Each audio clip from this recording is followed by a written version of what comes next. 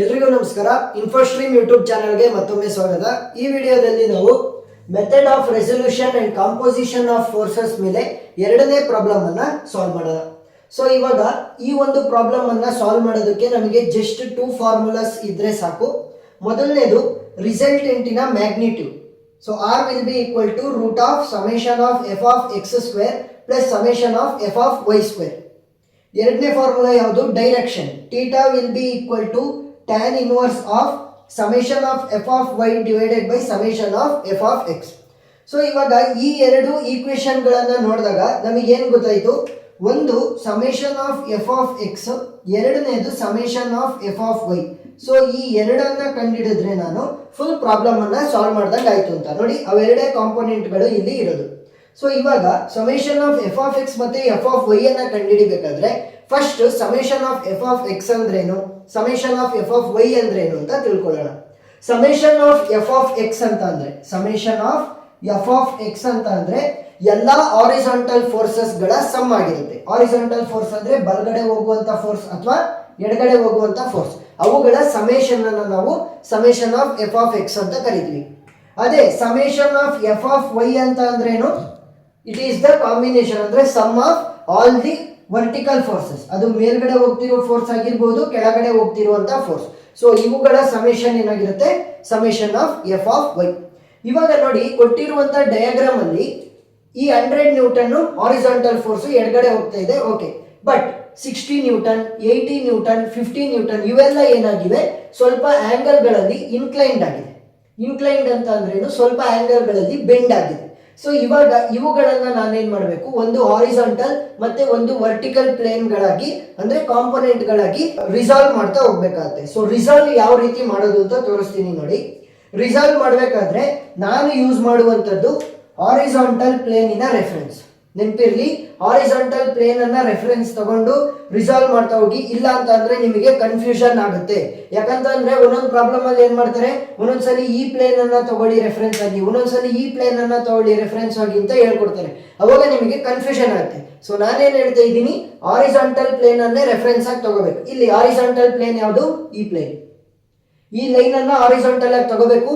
ಯಾವುದೇ force inclined ಆಗಿರ್ಲಿ with respect to this line, ಅಂದ್ರೆ with respect to this plane ಎಷ್ಟು ಆಂಗಲ್ ಮಾಡ್ತಾ ಇದೆ ಅಂತ ಕ್ಯಾಲ್ಕುಲೇಟ್ ಮಾಡ್ಕೊಂಡು ಸಾಲ್ವ್ ಮಾಡಬೇಕು. ಸೊ ತೋರಿಸ್ತೀನಿ ನೋಡಿ. ಇವಾಗ 30 ಡಿಗ್ರಿ ಇದೆ. ಇವಾಗ ಫೋರ್ಸ್ ಎಷ್ಟು? 50 ನ್ಯೂಟನ್.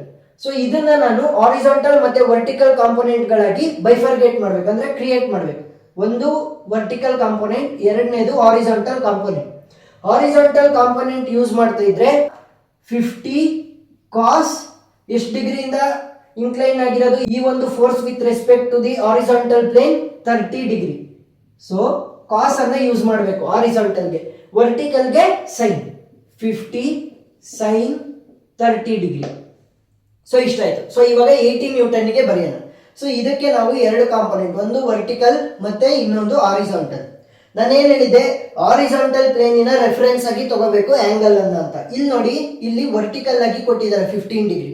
ಸೊ ಇವಾಗ ಚೇಂಜ್ ಆಗ್ತಾ ಇತ್ತು, ಕನ್ಫ್ಯೂಷನ್ ಆಗುತ್ತೆ. ಅದಕ್ಕೋಸ್ಕರ ಏನು ಹೇಳಿದೆ ನಾನು, ಹಾರಿಜಾಂಟಲ್ ಪ್ಲೇನ್ಗೆ ನಾವು ರೆಫರೆನ್ಸ್ ಅನ್ನ ತಗೋಬೇಕು. ನೋಡಿ, ಇಲ್ಲಿ ಇದು ಎಷ್ಟಾಗಿರುತ್ತೆ? ಎಷ್ಟು? 90 ಡಿಗ್ರಿ ಅಲ್ವಾ? 90 ಡಿಗ್ರಿಲಿ 15 ಡಿಗ್ರಿ ಇದು.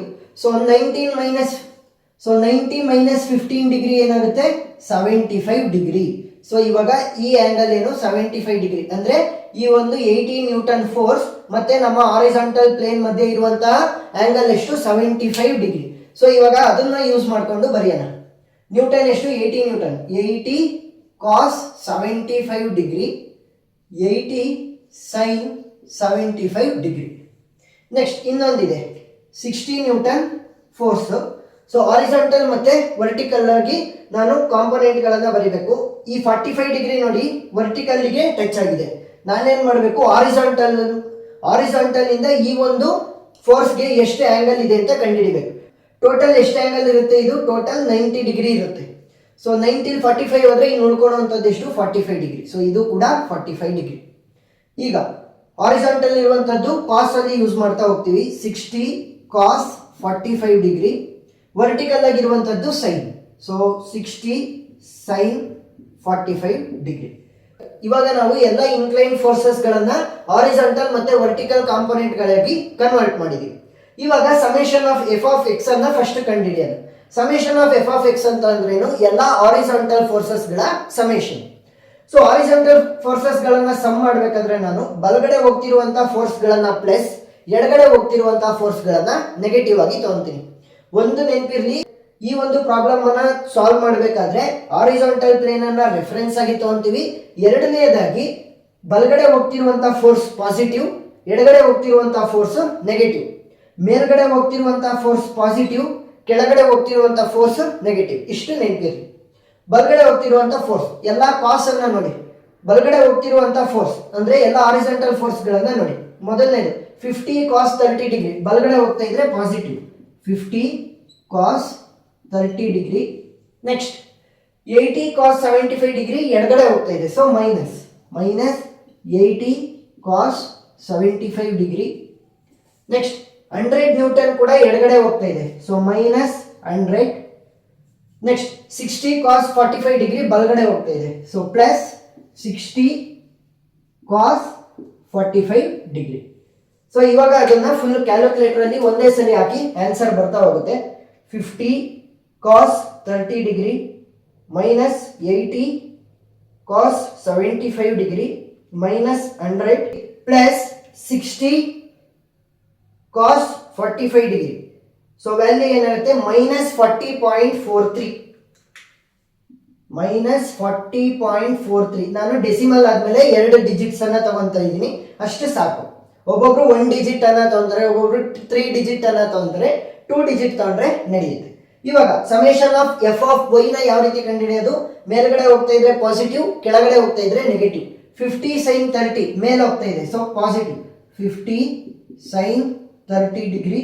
ನೆಕ್ಸ್ಟ್ 80 sin 75 ಕೂಡ ಮೇಲೆ ಹೋಗ್ತಾ ಇದೆ, so plus 80 sin 75 degree. Next 60 sin 45 ಕೆಳಗಡೆ ಹೋಗ್ತಾ ಇದೆ, ಸೊ ಮೈನಸ್ ಮಾಡಬೇಕು, ಮೈನಸ್ 60 sin 45 ಡಿಗ್ರಿ. ಸೊ ಅಷ್ಟನ್ನು ಕೂಡ ಒಂದೇ ಸಲ ಕ್ಯಾಲ್ಕುಲೇಟರ್ ಹಾಕಿ 50 sin 30 degree plus 80 sin 75 degree minus 60 sin 45 degree. So value ಏನಾಗುತ್ತೆ? 57.64. ಸೊ ಇದನ್ನ ನ್ಯೂಟನ್ ಇಂದ ರೆಪ್ರೆಸೆಂಟ್ ಮಾಡಬೇಕು. ಸಮೇಷನ್ ಆಫ್ ದ ಫೋರ್ಸಸ್ ಅಲ್ವಾ, ಸೊ ಫೋರ್ಸಸ್ ಇಲ್ಲಿ ರೆಪ್ರೆಸೆಂಟ್ ಆಗಿರುವಂತಹ ಎಸ್ ಐ ಯೂನಿಟ್ ಏನು? ನ್ಯೂಟನ್. ಇಲ್ಲಿ ಕಿಲೋ ನ್ಯೂಟನ್ ಇದ್ರೆ ಇಲ್ಲೂ ಕೂಡ ಕಿಲೋ ನ್ಯೂಟನ್ ಅನ್ನ ಯೂಸ್ ಮಾಡಬೇಕು. ಸೊ ಇವಾಗ summation of F of X ಸಿಕ್ತು, ಎಫ್ ಆಫ್ ವೈ ಸಿಕ್ತು. ಅಂದ್ರೆ ಇವೆರಡು ಸಿಕ್ಕಿರೋದ್ರಿಂದ ನಾವು ಇಲ್ಲಿ ಸಬ್ಸ್ಟಿಟ್ಯೂಟ್ ಮಾಡಿ ಫೈನಲ್ ಆನ್ಸರ್ ಗಳನ್ನ ತಗೋಬಹುದಾ? ಎಸ್.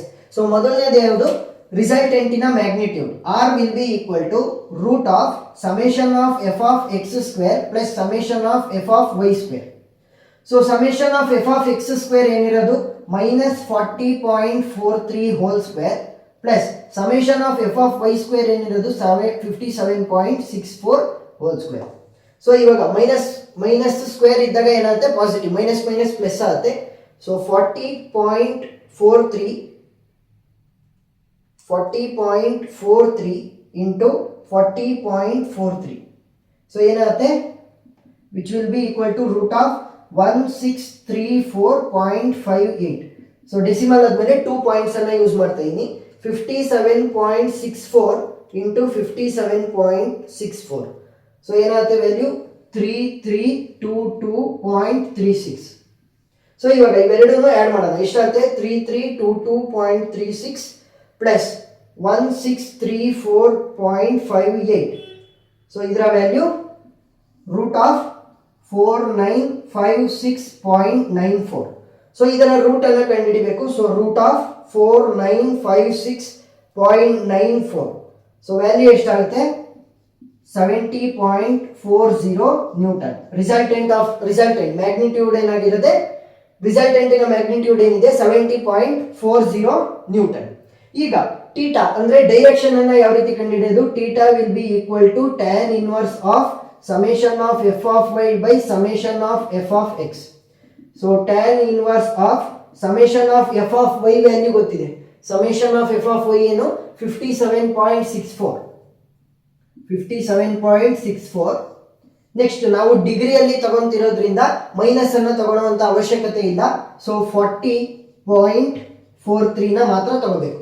ಸೊ ಇವಾಗ 57.64 ಡಿವೈಡೆಡ್ ಬೈ 40.43 ಏನಾಗುತ್ತೆ 1.42.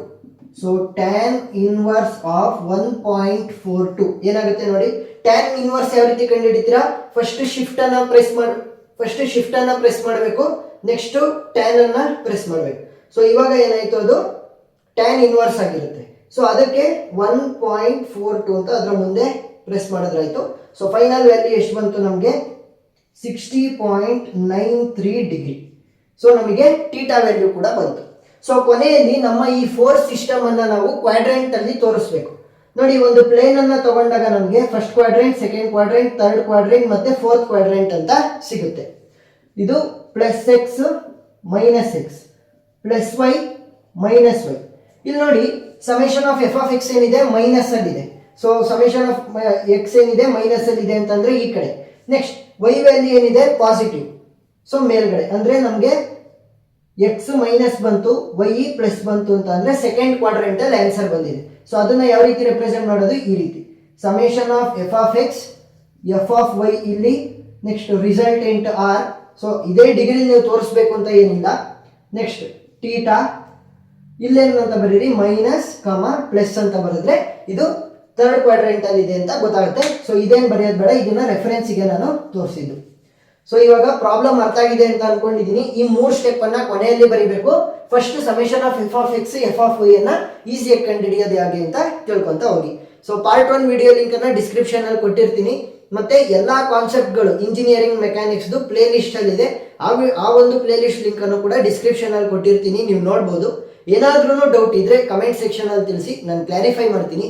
ವಿಡಿಯೋ ಇಷ್ಟ ಆಗಿದ್ರೆ ಸಬ್ಸ್ಕ್ರೈಬ್ ಮಾಡೋದನ್ನ ಮರಿಬೇಡಿ. Thank you.